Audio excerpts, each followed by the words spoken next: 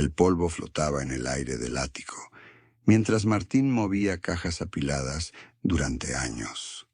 3 semanas desde el funeral de su madre, y apenas podía enfrentar la tarea de vaciar la casa familiar. En el rincón más alejado, bajo viejas mantas navideñas, encontró una caja sellada con cinta adhesiva amarillenta. El cartón estaba impecable, como si alguien hubiera querido preservarla del tiempo y las miradas. Sus dedos dudaron antes de romper el sello.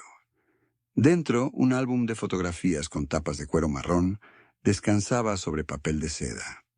Martín lo abrió y se quedó inmóvil.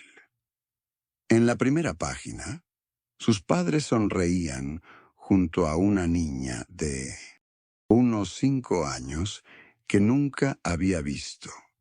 La pequeña, con coletas y un vestido de flores, compartía los mismos ojos oscuros de su madre. Pasó las páginas con creciente desconcierto. La niña aparecía en un cumpleaños, luego en un parque, siempre tomada de la mano de su padre. Entre las páginas centrales, un pequeño sobre contenía un mechón de cabello castaño atado con una cinta rosa. Una fecha escrita a mano, 17 de junio de 1993. Martín sintió un escalofrío recorrerle la espalda. La última fotografía mostraba a la misma niña en una cama de hospital, tubos conectados a sus brazos frágiles. Sus padres, irreconocibles en su dolor, la rodeaban con expresiones devastadas. Con manos temblorosas, cerró el álbum. La imagen de aquella habitación de hospital se grabó en su mente mientras bajaba las escaleras, cargando el peso de un secreto familiar que nadie se había molestado en revelarle. Miguel permaneció en la cocina de la casa familiar, su refugio tras el divorcio hace 3 años. Hasta un certain.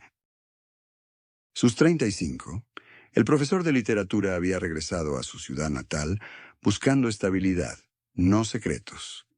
La muerte de su madre 2 semanas atrás lo había dejado huérfano por completo. Sus dedos recorrían el borde del álbum mientras recordaba la relación con sus padres. Su padre, fallecido cuando Miguel tenía 25, había sido un hombre de pocas palabras y muchas ausencias. Su madre, en cambio, representaba una contradicción, cariñosa pero hermética, presente pero distante a la vez. Las conversaciones familiares siempre evitaban el pasado. Cuando Miguel preguntaba por sus abuelos o por la juventud de sus padres, su madre cambiaba de tema con una sonrisa que nunca alcanzaba sus ojos. Esa mirada triste, como si cargara un peso invisible, había sido constante durante toda su infancia.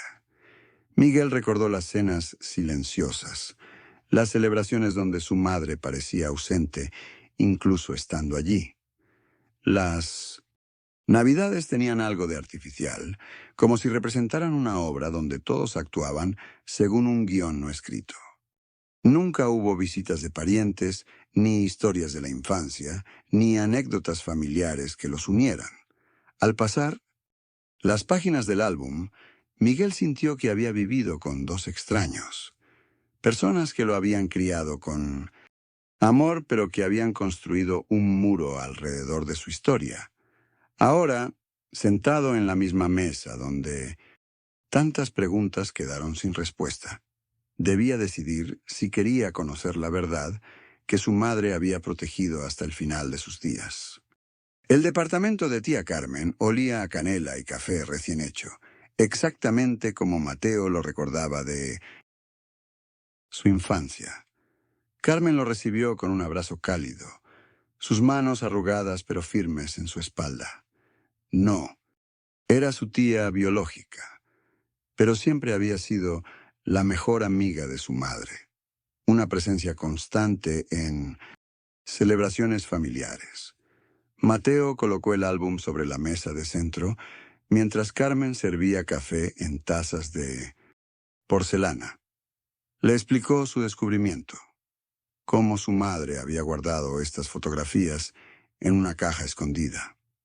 Carmen tomó asiento lentamente, con una expresión cada vez más tensa mientras pasaba las páginas. Sus dedos se detuvieron sobre la imagen de la niña desconocida. La taza tembló ligeramente en su otra mano. Carmen carraspeó y cerró el álbum con un movimiento brusco. Su mirada evitaba encontrarse con la de Mateo mientras reorganizaba los portavasos. Innecesariamente. Cuando Mateo insistió, mencionando que su madre nunca habló de esta niña, Carmen se puso de pie. Sus movimientos eran nerviosos, casi frenéticos, mientras recogía las tazas aún medio llenas. Le dijo que dejara el pasado en paz, que algunos secretos debían permanecer enterrados por el bien de todos. Fue al presionar una vez más cuando Carmen dejó caer un nombre. Lucía. Lo pronunció casi como un suspiro antes de pedirle, con voz quebrada, que se marchara, que no removiera estas aguas. Había promesas hechas hace mucho tiempo, juramentos, que no debían romperse. Mateo salió al pasillo del edificio, con el álbum bajo el brazo y el nombre Lucía, resonando en su cabeza como una llave que acababa de encajar en una cerradura olvidada. Las evasivas de Carmen solo habían intensificado su determinación de descubrir quién era esta niña y qué relación tenía con su familia. El registro civil tenía ese olor característico a papel viejo y humedad que Martín recordaba de trámites anteriores. Apretó contra su pecho la carpeta con los documentos que había encontrado en el ático, ignorando las advertencias de tía Carmen sobre no remover el pasado. Los fluorescentes del techo parpadeaban intermitentemente mientras esperaba su turno, repasando mentalmente qué preguntar exactamente. Cuando por fin lo atendieron, el funcionario de lentes gruesos lo miró con expresión aburrida, pero su rostro cambió al escuchar el apellido familiar.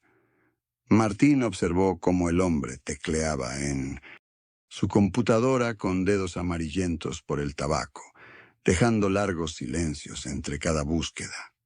La confirmación llegó impresa en un papel oficial. Lucía Montero, nacida 2 años antes que él, mismos padres, mismo hospital. El pulso se le aceleró mientras sus ojos recorrían cada línea del certificado, buscando alguna explicación sobre su desaparición. Preguntó por el certificado de defunción, preparado para enfrentar la verdad, pero el funcionario negó con la cabeza. No existía tal documento.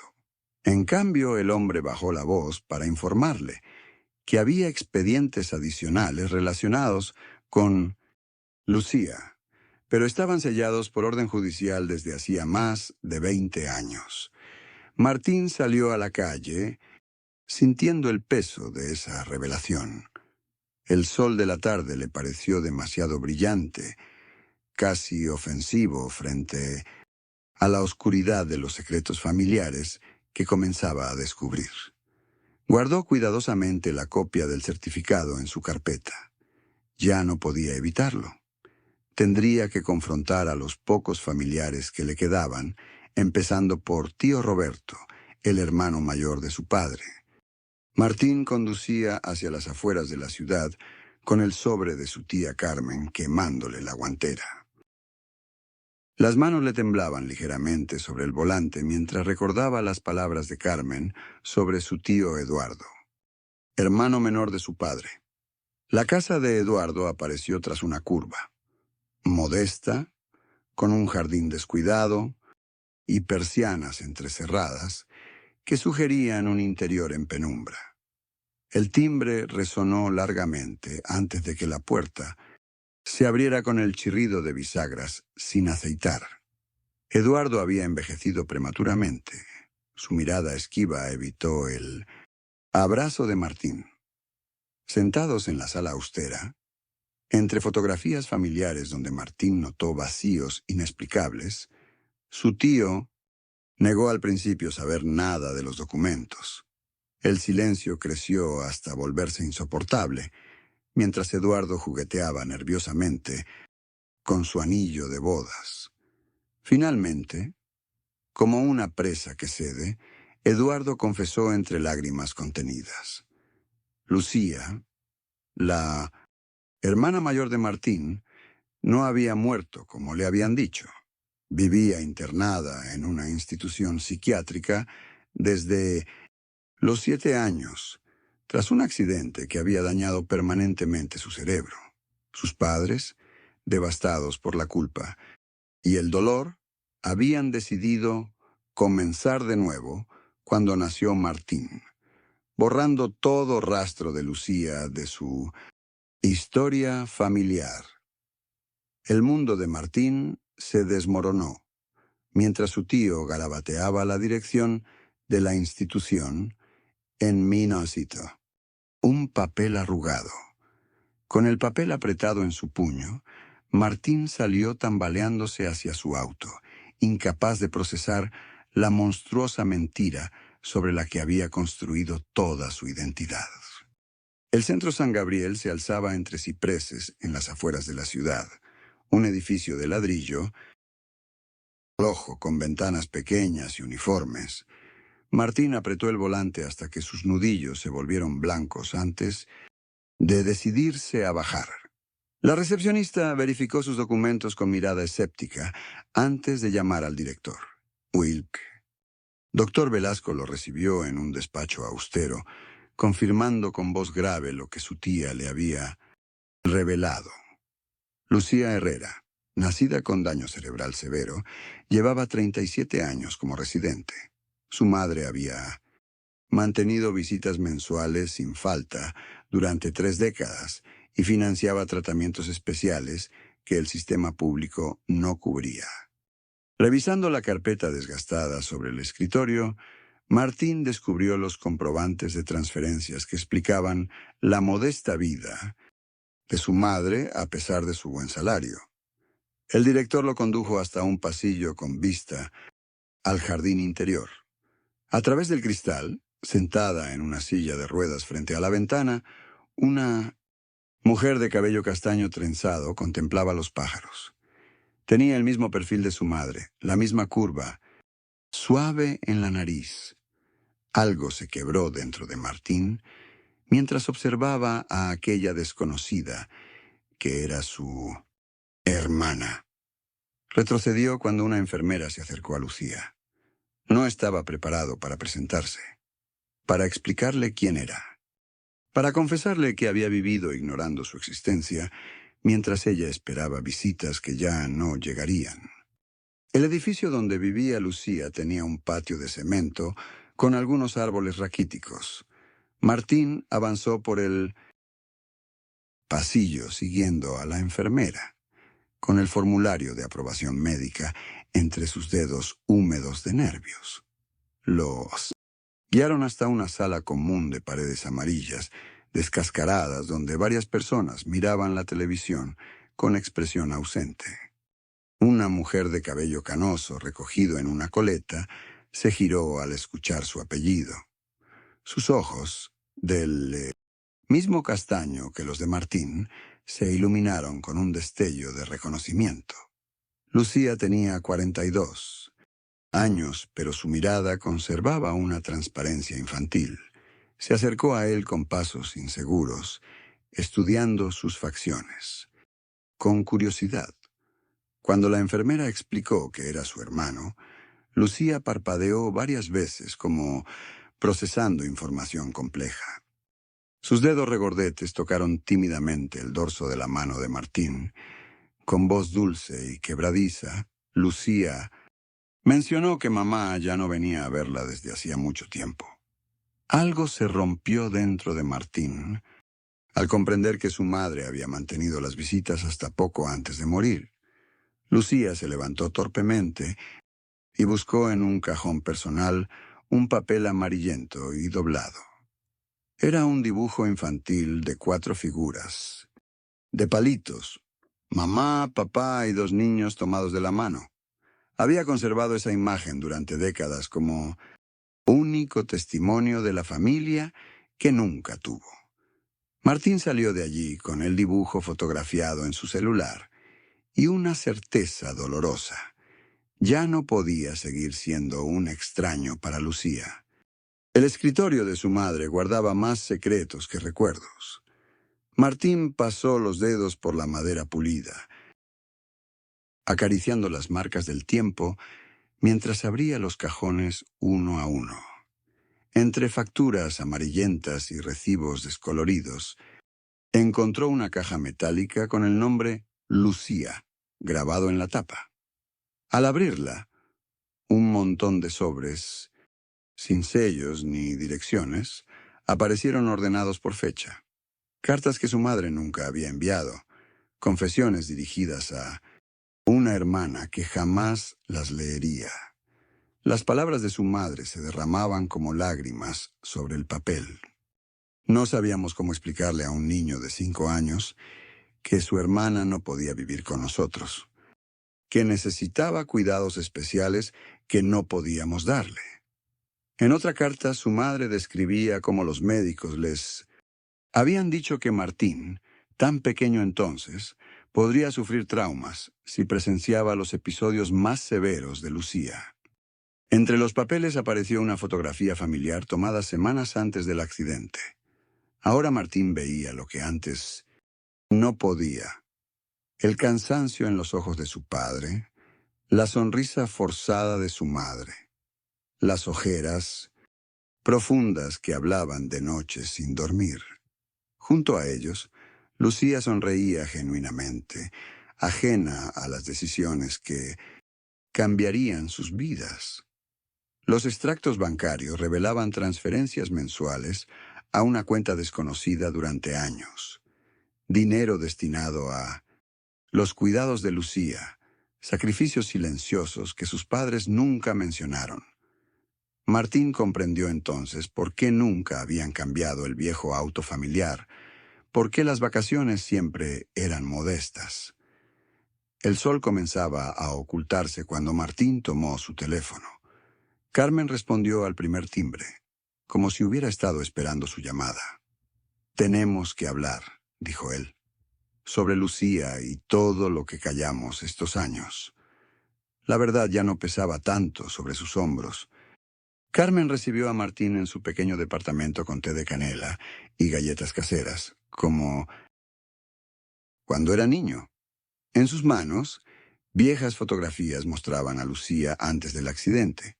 Sonrisa completa, mirada atenta, nada de aquella confusión permanente. Le explicó cómo ocurrió todo una tarde de domingo. Lucía trepando un árbol del jardín, la rama quebrándose, el golpe contra la piedra ornamental. Los médicos fueron claros desde el principio: daño cerebral irreversible. Sus padres se consumieron lentamente en la culpa y el resentimiento. Su madre culpaba a su padre por no vigilarla. Su padre se castigaba, en silencio, hasta caer en una depresión profunda.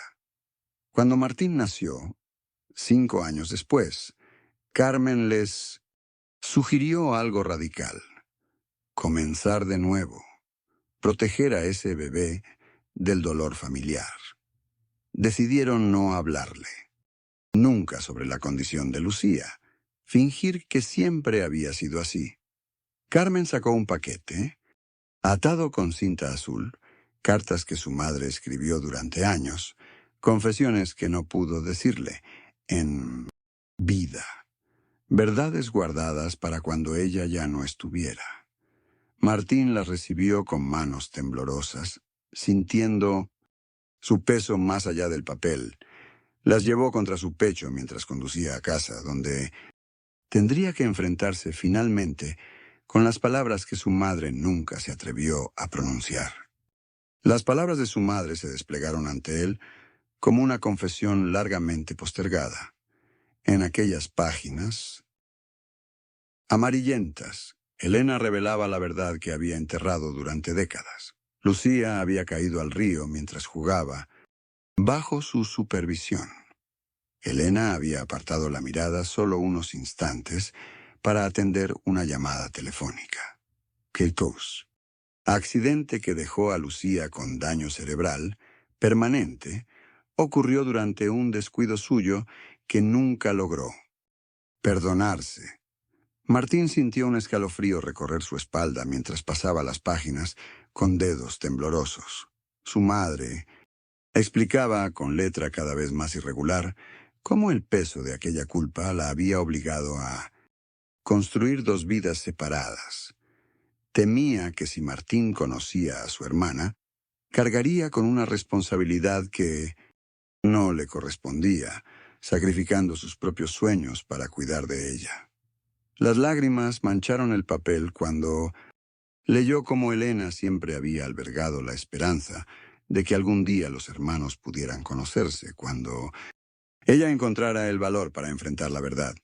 Entre los documentos, Martín descubrió papeles legales donde su madre lo había designado como posible custodio legal de Lucía, pero solo si él decidía aceptar voluntariamente ese rol.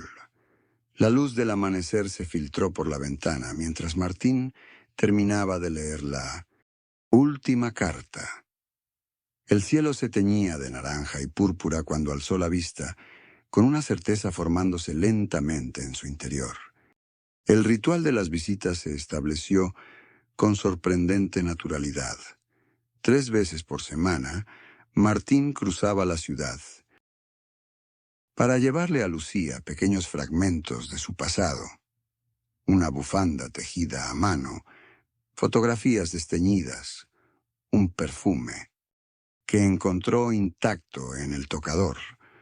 Las enfermeras notaron que los objetos familiares disminuían su ansiedad, especialmente cuando le conocía las texturas bajo sus dedos temblorosos. El neurólogo le habló de deterioros inevitables, terapias experimentales y costos astronómicos. Martín tomó notas meticulosas en la misma libreta donde antes registraba presupuestos para reformar la cocina. Las cifras bailaban frente a sus ojos mientras imaginaba habitaciones adaptadas, rampas, asistencia especializada. Por las noches, entre papeles, esparcidos en la mesa familiar, Martín contemplaba las coincidencias. Su divorcio, el regreso forzoso a la casa materna, el descubrimiento de Lucía, como piezas que encajaban en un rompecabezas que no sabía estaba armando. Había abandonado entrevistas laborales, postergado llamadas. La vida que planeaba reconstruir quedaba en pausa indefinida. La tarde que Lucía tocó su rostro y murmuró como él. Algo se quebró dentro de Martín. Ella había reconocido en sus facciones las del abuelo, ese hombre que aparecía difuso en los álbumes familiares. Sus dedos recorrieron el contorno de su mandíbula con una certeza que contradecía su memoria fragmentada. Esa noche, Martín movió muebles en la planta baja, midió pasillos y calculó espacios. La casa que durante semanas había sentido como prisión del pasado se transformaba ahora en refugio posible. Quizá Lucía podría volver, aunque fuera por horas, aunque fuera para sentarse bajo el limonero del patio que tanto había mencionado. Martín pasó 3 días vaciando la habitación del fondo. Movió cajas, quitó cortinas amarillentas y barrió el polvo acumulado de años. La habitación tenía una ventana amplia que daba al jardín trasero y quedaba justo al lado del pequeño baño de visitas. Perfecta para alguien con movilidad reducida. El colchón nuevo llegó el jueves, junto con una lámpara de pie adaptada para que Lucía pudiera encenderla sin esfuerzo. Mientras ajustaba la altura de la mesita de noche, su teléfono vibró. Ana, su ex esposa, Quería saber por qué había cancelado la cena con los niños el fin de semana. Respiró hondo antes de escribirle la verdad. La respuesta llegó 20 minutos después. No solo comprensión, sino también una oferta de ayuda que no esperaba. En el sótano, detrás de las cajas de herramientas y adornos navideños, Martín descubrió 3 álbumes de fotografías y una caja de zapatos llena de pequeños tesoros, lápices de colores gastados, una muñeca de trapo con un vestido azul descolorido y un cuaderno de dibujos infantiles firmados con una L temblorosa. Su madre había guardado todo esto, preservando la existencia de Lucía mientras la mantenía oculta del mundo.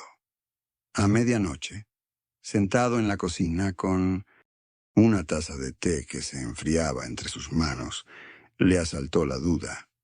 Estaba simplificando lo que significaba cuidar a una persona con necesidades especiales. ¿Podría realmente construir una relación con alguien a quien apenas conocía? La casa familiar, antes tan silenciosa, parecía susurrar con nuevas posibilidades mientras él contemplaba el reloj. En 12 horas, Lucía cruzaría el umbral por primera vez. La primera visita de Lucía a la casa familiar requirió semanas de preparación y la asistencia de una enfermera. El taxi se detuvo frente al portón oxidado mientras Martín esperaba nervioso en el umbral. Cuando ayudó a su hermana a bajar del vehículo, notó cómo sus manos arrugadas temblaban ligeramente.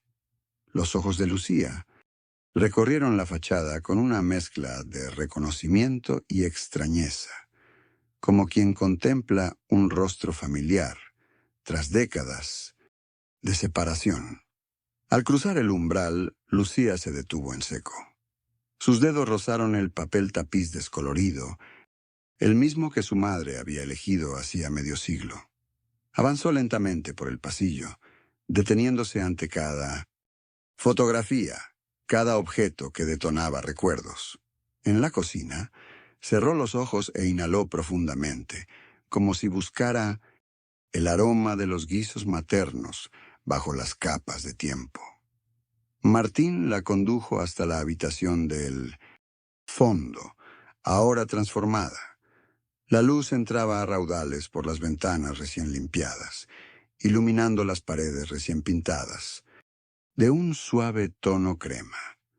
Sobre la cómoda restaurada, había colocado un pequeño marco, con la fotografía de una niña sonriente montando bicicleta. Lucía la tomó entre sus manos y una lágrima silenciosa rodó por su mejilla. Esa tarde, mientras la enfermera ayudaba a Lucía a descansar en el sofá, Martín tomó una decisión. Con movimientos deliberados, reordenó las fotografías familiares en la sala principal. Colocó las imágenes de Lucía, recuperadas de cajas olvidadas, junto a las de sus padres y hermanos, restaurando su presencia en la narrativa familiar. Al atardecer, los hermanos contemplaron juntos el jardín desde el porche. Los rosales, aunque descuidados, seguían floreciendo con obstinada persistencia. Martín comprendió entonces que las familias, como las casas viejas, guardan secretos en sus cimientos, pero también ofrecen la posibilidad de reconstruir, de sanar grietas antiguas, si se tiene el valor de enfrentar verdades enterradas. Si te gustaron estas historias, suscríbete al canal y activa las notificaciones para no perderte las próximas. Gracias por acompañarnos.